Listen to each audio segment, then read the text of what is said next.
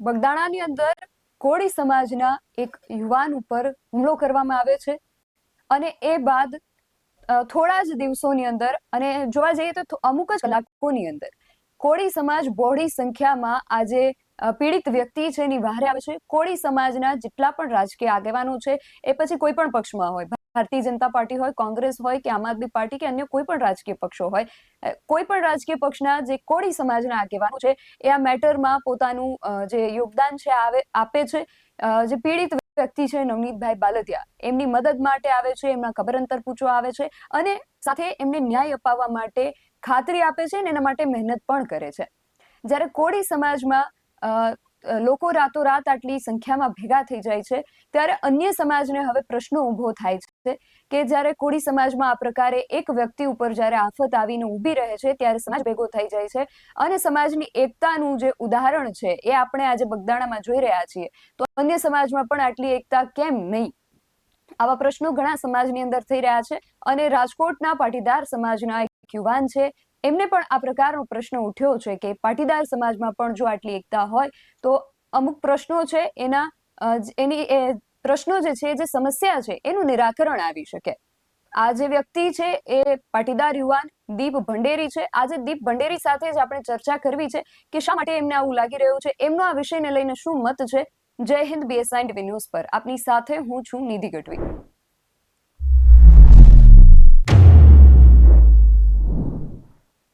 પાટીદાર સમાજના યુવાનને શા માટે એવું લાગી રહ્યું છે કે પાટીદાર સમાજમાં પણ કોળી સમાજ જેટલી એકતા હોવાની જરૂર છે, એના વિશે આપણે ચર્ચા કરવી છે. ને ચર્ચા કરવા માટે એ જ પાટીદાર યુવાન જે આ પ્રશ્ન ઉઠાવી રહ્યા છે, દીપભાઈ ભંડેરી જ આપણી સાથે જોડાયા છે.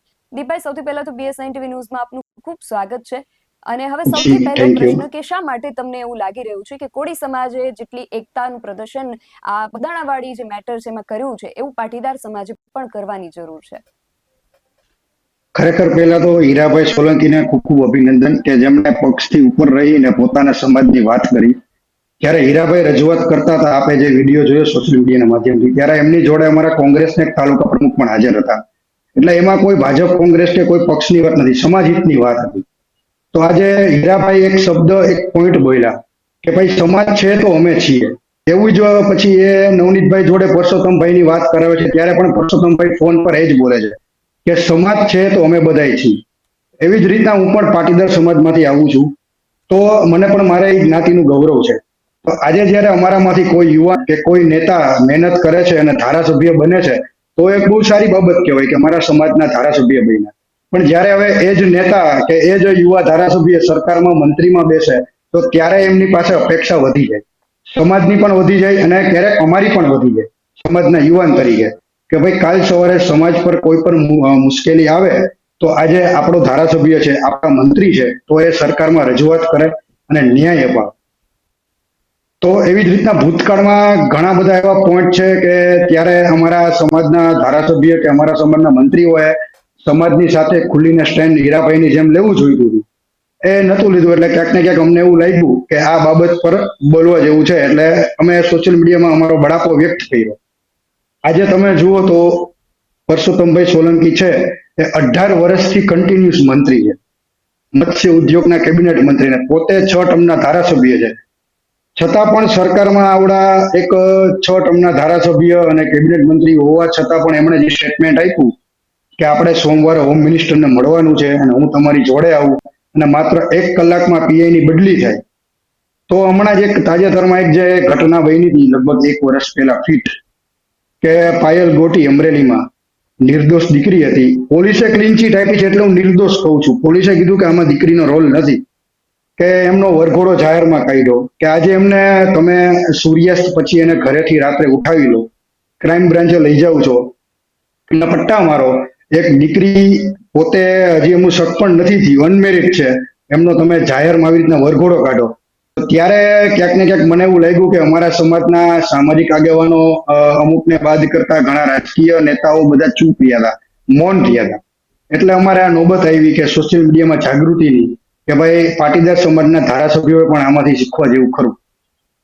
જી, અને દીપભાઈ, બીજો એ પ્રશ્ન કે તમારું શું પોતાનું વ્યક્તિગત મંતવ્ય શું છે કે જ્યારે પણ આવી કોઈ ઘટના બને છે ત્યારે સમાજને મહત્વ આપવું વધુ જરૂરી છે કે રાજકારણ કે પોતાના રાજકીય પક્ષો? કારણ કે આપણે ઘણી બધી વાર એવા ઉદાહરણો પણ જોયા છે કે ઘણી વાર જે રાજકારણીઓ હોય છે એ પોતાના પક્ષ તરફી નિર્ણયો લેતા હોય છે કે સૌથી ઉપર એમનું પક્ષ છે. કોઈ પણ સામાજિક પ્રશ્નો જ્યારે આવે છે ત્યારે સમાજને એક તરફ મૂકી, કારણ કે રાજકીય આગેવાન છે, 18 વર્ણના લોકો છે, એમને પોતાના પ્રતિનિધિ તરીકે ચૂંટે છે. તો એ પ્રતિનિધિ તરીકે ચૂંટાયા બાદ એ કોઈ એક સમાજના નથી રહી જતા અને એ એમના માટે દરેક સમાજ જે છે એ સમાન હોવા જોઈએ એવી વિચારધારા સાથે એ પોતાના પક્ષને અને પોતાનું જે પ્રતિનિધિત્વ છે, પોતાનું જે ફરજ છે એને વધુ મહત્વ આપતા હોય છે. તો ક્યારેક પછી સમાજ જે છે એ વધુ જરૂરી બની જતો હોય એવું લાગે છે, કારણ કે જે તે સમાજ છે આપણા, અને ખાસ કરીને સૌરાષ્ટ્રની, જ્યારે સૌરાષ્ટ્રના રાજકારણની આપણે વાત કરીએ તો સૌરાષ્ટ્રના રાજકારણની અંદર સમાજીકરણ જે મુદ્દો છે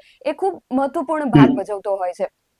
ચૂંટણીનો સમય આપણે જોતા હોઈએ છીએ કે જે તે સમાજના જે આગેવાનો હોય છે એને આગળ કરવામાં આવે છે એ સમાજના મતને પોતાની તરફ ખેંચવા માટે. તો ત્યારે સમાજ વધુ મહત્વનું બની જતો હોય છે. તો તમારું આમાં વ્યક્તિગત મંતવ્ય શું છે કે એક વ્યક્તિ જે રાજકીય આગેવાન છે, ચૂંટાયેલા પ્રતિનિધિ છે, એમના માટે પોતાનું સમાજ જેણે એમને મત આપ્યો એ વધુ મહત્વપૂર્ણ હોવો જોઈએ કે રાજકીય પક્ષ એમનો જે છે એ વધુ મહત્વનો હોવો જોઈએ? આમાં તો બેન વસ્તુ એવી છે કે આજે હીરાભાઈ જે સ્ટેટમેન્ટ આપ્યું, તો હીરાભાઈની રજૂઆત એ હતી કે એફઆઈઆર માં કંઈક એમને ઇસ્યુ થયો અને પોલીસે મોડી એફઆઈઆર લીધી. તો એ કોઈ સમાજની વિરુદ્ધની વાત નતા કરતા. એ જે આરોપી હતા, જે લોકોએ માર માર્યો એમની વાત કરી. તો હું પણ એવું માનું છું કે અમે એવું નથી કહેતા કે તમે સમાજના છો એટલે સમાજ એક સમાજ માટે બીજા સમાજના વિરોધી બની જાઓ. પણ જે સમાજ સાથે ખોટું થાય છે એમાં તમે સમાજ માટે ખુલીને બોલો. હાલો, અત્યારે તમારી પાસે ધારાસભ્ય પદ છે, સરકારમાં મંત્રી છે, કાલ સવારે તમારી પાસે નહીં હોય તો ત્યારે તમારે આ જ સમાજ તમને પાછો અપ લઈ આવશે. ત્યારે તમને પક્ષ જયારે મૂકી દેશે ત્યારે આ જ સમાજ તમને બાવરું પકડીને અપ લઈ આવશે. એટલે મારું એવું માનવું છે કે જ્યારે સમાજને જરૂર પડે ત્યારે પક્ષાપક્ષીથી ઉપર રહી હું તો તમામ જ્ઞાતિઓના નેતાઓને અપીલ કરું છું કે સમાજને જરૂર પડે ત્યારે સમાજને વફાદાર બનતા શીખીએ. જી. અને પરંતુ દીપભાઈ, પ્રશ્ન એ પણ આવીને ઉભો રહે છે કે જ્યારે એ ચૂંટાયા છે ત્યારે એ દરેક સમાજનું પ્રતિનિધિત્વ કરે છે, એટલે એમના માટે હમ સમાજને મહત્વ આપવું કેમ વધુ મહત્વનું બની જાય?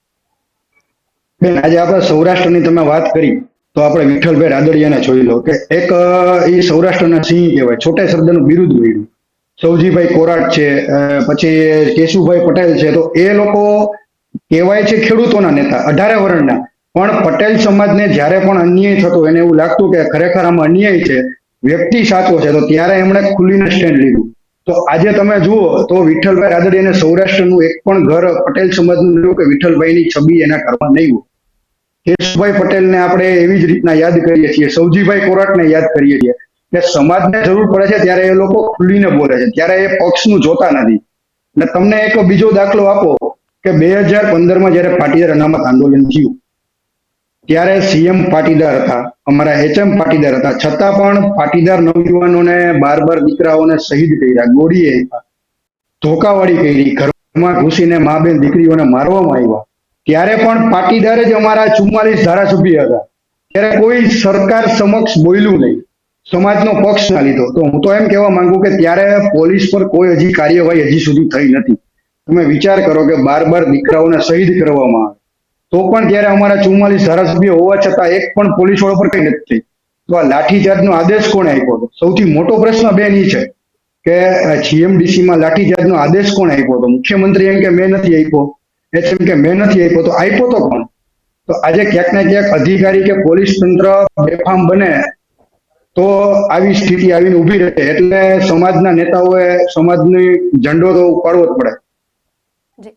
અને એક પ્રશ્ન દીપભાઈ એ પણ ઉઠે છે કે હીરાભાઈ સોલંકી છે એ જ્યારે કોળી સમાજના યુવાન ઉપર આ પ્રકારે હુમલો થાય છે ત્યારે કોળી સમાજ બોડી સંખ્યામાં ભેગો થઈ જાય છે. હીરા સોલંકી ત્યાં દોડીને પહોંચે છે અને જે પણ કોળી સમાજના રાજકીય આગેવાનો છે, એ પછી ભારતીય જનતા પાર્ટી હોય, કોંગ્રેસ હોય કે આમ આદમી પાર્ટી હોય, દરેક લોકો ત્યાં પહોંચે છે. પરંતુ આ પ્રકારનો મારામારીના જે કિસ્સાઓ છે એ તો અનેક બનતા હોય છે. તો ત્યારે આ રાજકીય આગેવાનો કેમ આટલી મોટી સંખ્યામાં દોડીને ત્યાં નથી પહોંચતા, એ પણ એક પ્રશ્ન છે. કારણ કે પ્રતિનિધિ તો દરેક લોકોના છે, 18 વર્ણના છે. તો ત્યારે આટલી મોટી સંખ્યામાં કે આટલી વધુ સારી રીતે એની રજૂઆત, આટલી દમદાર રજૂઆત ત્યારે કેમ નથી કરવામાં આવતી?